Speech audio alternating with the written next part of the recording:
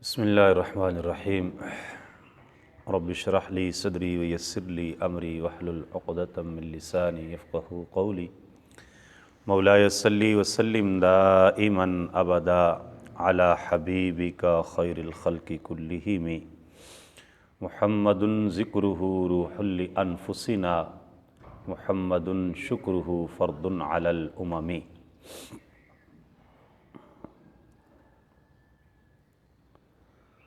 حبشہ میں جب حالات پرسکون تھے،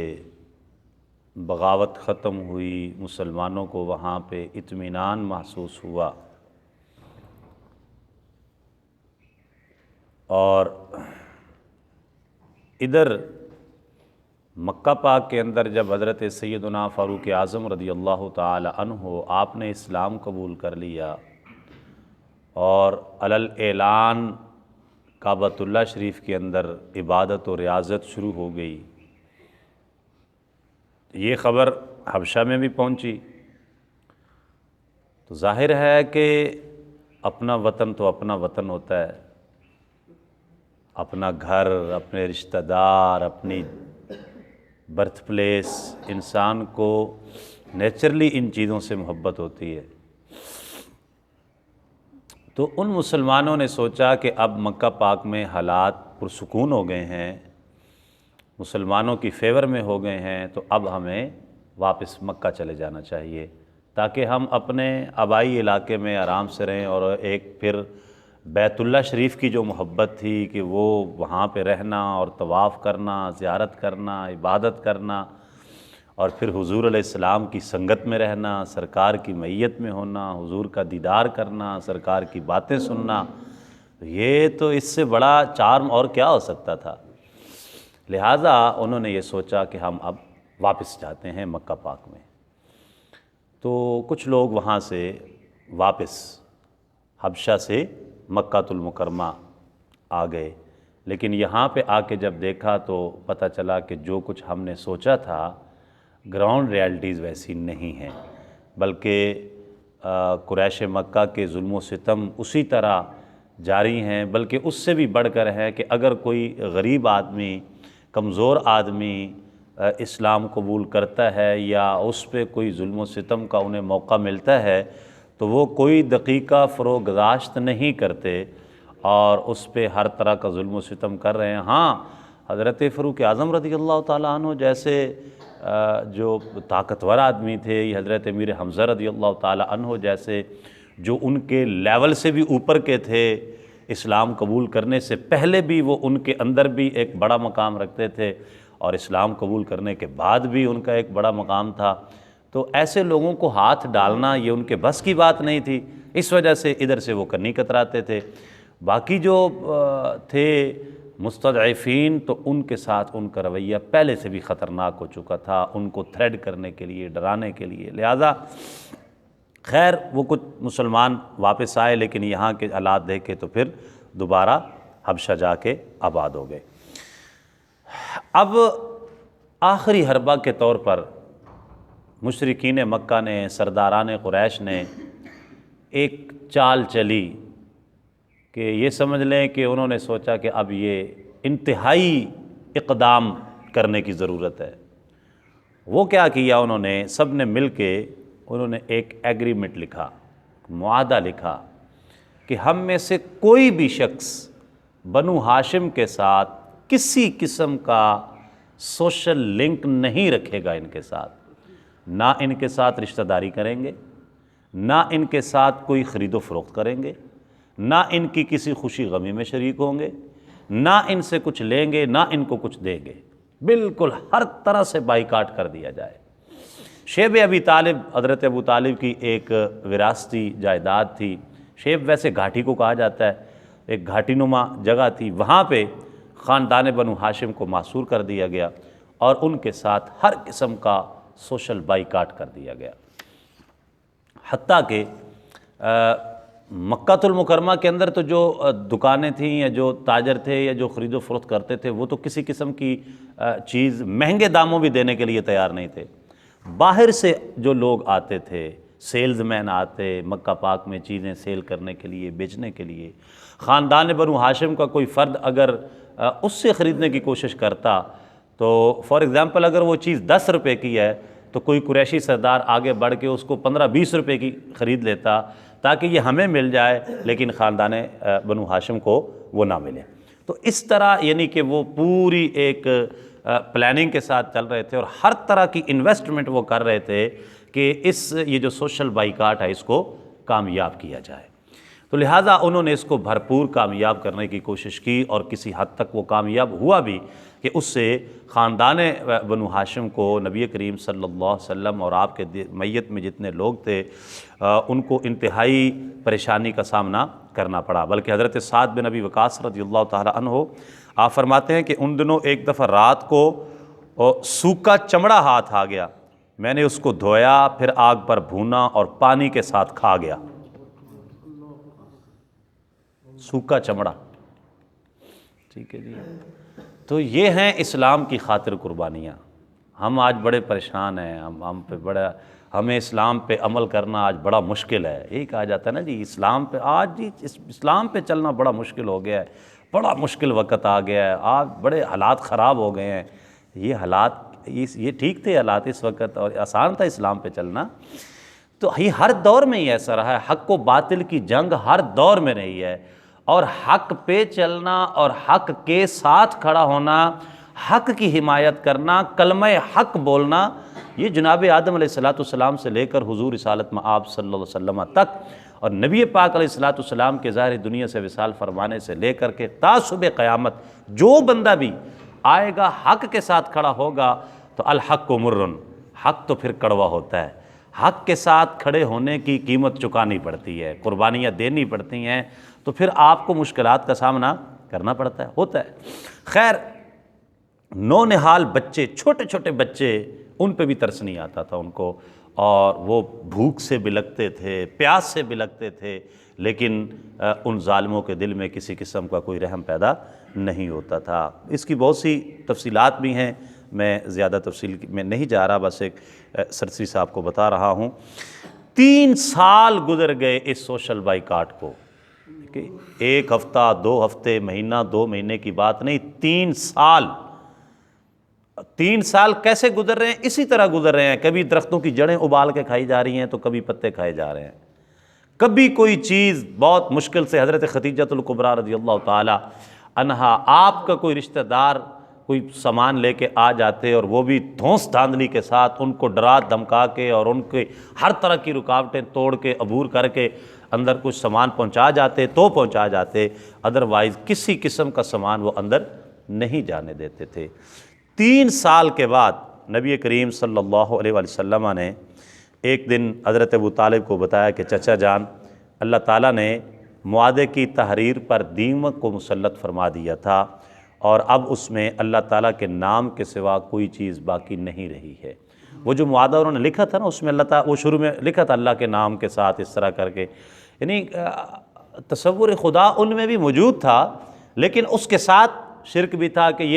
یہ ہمارا دوسرا خدا ہے، یہ تیسرا خدا ہے، یہ فلاں، یہ ہواؤں کا خدا ہے، یہ پانیوں کا خدا ہے، یہ بارشوں کا خدا ہے، یہ رزق کا خدا ہے، یہ اس طرح انہوں نے وہ بتوں کو ڈیوائیڈ کیا ہوا تھا اور وہ اللہ تعالیٰ کے ساتھ شریک کرتے تھے، لیکن اللہ تعالیٰ کے وجود کا احساس ان میں کسی حد تک ان میں بھی تھا۔ تو بہرحال انہوں نے وہ جو لکھا ہوا تھا اس میں اللہ تعالیٰ کا نام بھی شامل تھا، اور اس کو کعبۃ اللہ کے اندر انہوں نے آویزہ کیا ہوا تھا، وہ ایگریمنٹ معاہدہ لکھ کے۔ آقا کریم علیہ السلام نے بتایا چچا جان کو کہ چچا جان اب اس میں سوائے اللہ تعالیٰ کے اسم گرامی کے اور کوئی چیز نہیں رہی، اور اس معاہدے کو دیمک چاٹ گئی ہے، وہ ختم ہو گیا ہے۔ تو انہوں نے کہا اربو کا اخبارک بہذا، اے بیٹے کیا آپ کے رب نے آپ کو اس پر مطلع کیا؟ آقا کریم علیہ السلام نے فرمایا نعم، جی چچا جان، میرے اللہ تعالیٰ نے مجھے اس کی اطلاع دی ہے، کیونکہ حضور علیہ السلام کو تو بیت اللہ شریف میں جانے کی اجازت ہی نہیں تھی کہ آپ کے کسی خاندان کو کہ وہ وہاں پہ جا کے دیکھتے، وہ تو اس طرف جا ہی نہیں سکتے تھے۔ تو حضور علیہ السلام نے بتایا کہ میرے اللہ نے مجھے اس پر مطلع فرمایا ہے کہ وہ معاہدہ ختم ہو چکا ہے، دیمک چاٹ گئی ہے، صرف اس میں اللہ تعالیٰ کا نام باقی رہ گیا ہے۔ تو حضرت ابو طالب نے تمام قریش کو جمع کیا اور انہوں نے کہا کہ اب تو وہ معاہدہ ختم ہو گیا ہے، دیمک چاٹ گئی ہے اس کو، تو اس کا کوئی وجود ہی نہیں رہا، تو لہذا اس کا جو پریکٹیکلی امپلیمنٹ ہے یہ بھی اب ختم ہو جانا چاہیے، جب وہ معاہدہ ایگریمنٹ رہا ہی نہیں ہے۔ تو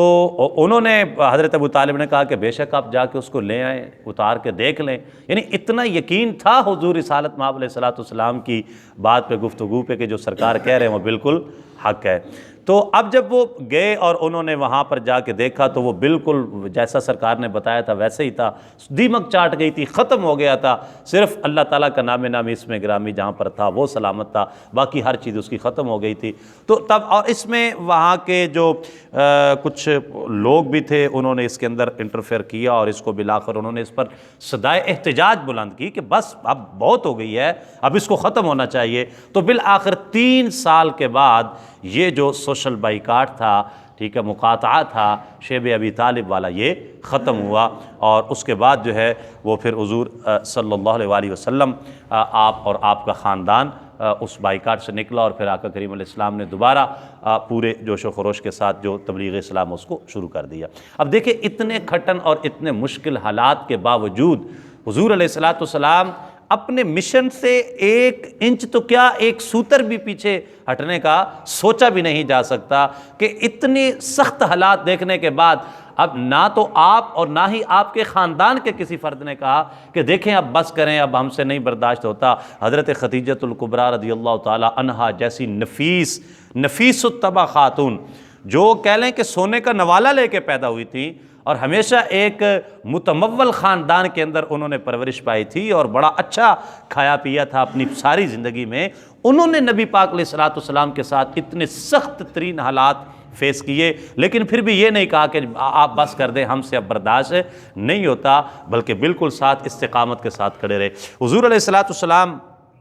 جب وہاں سے یہ مقاطعہ ختم ہوا تو آقا کریم علیہ السلام نے دوبارہ اپنے مشن کو جاری و ساری فرمایا اور تبلیغ اسلام شروع فرما دی۔ انہی دنوں قبیلہ دوس کا سردار طفیل بن عمر دوسی مکہ پاک میں آیا۔ بہت سارے واقعات ہیں لیکن یہ بڑا ایک خوبصورت اور اہم ترین واقعہ ہے۔ شیب ابی طالب کا جو یہ مقاطعہ تھا یہ ختم ہونے کے بعد طفیل بن عمر دوسی، قبیلہ دوس تھا، اس کا یہ سردار ہے، مکہ پاک میں آیا۔ لوگوں نے بڑی برین واشنگ کی، بڑی باتیں کی، نہ بالکل نہ ملنا، ان کے پاس نہ جانا، ان سے باتیں نہ کرنا، ان کا کلام نہ سننا، ایون کہ اتنی برین واشنگ کی۔ یہ سردار تھا اور بڑا زیرک، دانا، معاملہ فہم آدمی تھا۔ اس نے وہ کپڑے جو ہے نا بنا کے وہ روئی کے اور وہ اپنے کانوں کے اندر ڈال لیے تاکہ میں نبی پاک علیہ السلام کی بات سن نہ سکوں، ایسی برین واشنگ کی۔ اب آپ سوچ سکتے ہیں کہ یہ یعنی برین واشنگ جو ہے یہ کتنی مؤثر ہوتی ہے، آپ کے الفاظ اور کسی شخصیت کے بارے میں کمنٹس کرنا اور کسی کو بریف کرنا، تو اگلا بندہ یعنی وہ شخصیت کا کیسا تاثر لے جاتا ہے۔ اب اس کو اتنا بریف کیا گیا کہ اس نے اپنے کانوں کے اندر جو ہے نا وہ روئیاں ٹھونس لیں، کپڑے ٹھونس لیے کہ مجھے کوئی بات ان کی سنائی ہی نہ دے۔ مکہ پاک میں گیا، کعبۃ اللہ شریف کے اندر حرم کعبہ میں نبی پاک علیہ السلام نماز ادا فرما رہے تھے اور با آواز بلند تلاوت فرما رہے تھے۔ آقا کریم علیہ السلام جاہری، ابھی اگرچہ نماز فرض نہیں ہوئی لیکن حضور صلی اللہ علیہ وآلہ وسلم نوافل ادا فرمایا کرتے تھے، اللہ تعالیٰ کی عبادت کیا کرتے تھے، نوافل ادا فرماتے تھے اور تلاوت کلام مجید فرمایا کرتے تھے۔ تو حضور علیہ السلام وہ نوافل ادا فرما رہے ہیں اور با آواز بلند قرآن مجید کی تلاوت کر رہے ہیں،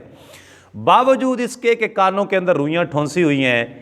ظاہر ہے حضور علیہ السلام کی مبارک زبان ہو، کلام الہی ہو، تو کیسے ہو سکتا ہے کہ اس کی چاشنی۔ اور بڑی بات یہ تھی کہ طفیل بن عمر دوسی کی قسمت میں اسلام لکھا جا چکا تھا اور ان کا نصیبہ جاگ چکا تھا۔ چند جملے کانوں کے اندر پڑ گئے، نبی پاک علیہ السلام کے چند الفاظ انہوں نے سن لیے، کانوں میں پڑے۔ جب وہ اس خوبصورت نغمہ الہی نے کانوں کے اندر رس گھولا تو دل میں خیال آیا طفیل بن عمر دوسی آخر اتنی بھی کیا بات ہے یار، تم ایک دانا شخص ہو، قبیلے کے سردار ہو، معاملہ فہم ہو، زیرک ہو، مضبوط اعصاب کے مالک ہو،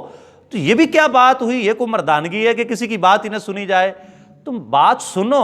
اگر اور اپنے دل سے فیصلہ کرو، اگر تمہارا دل اس کو ایکسیپٹ کرتا ہے تو مان لو، ورنہ چھوڑ دو، ریجیکٹ کر دو۔ یہ کیا بچوں کی طرح کانوں کے اندر روئیاں ٹھونس لی ہیں اور ایسی بزدلی دکھا رہے ہو کہ بندہ بات ہی نہ سنے؟ یہ تو کوئی بات نہیں ہے۔ وہ روئیاں نکالی کانوں میں سے اور نبی پاک علیہ السلام کا وہ کلام مبارک سنا۔ اس کے بعد حضور علیہ السلام سے ملاقات کی اور کہا کہ مجھے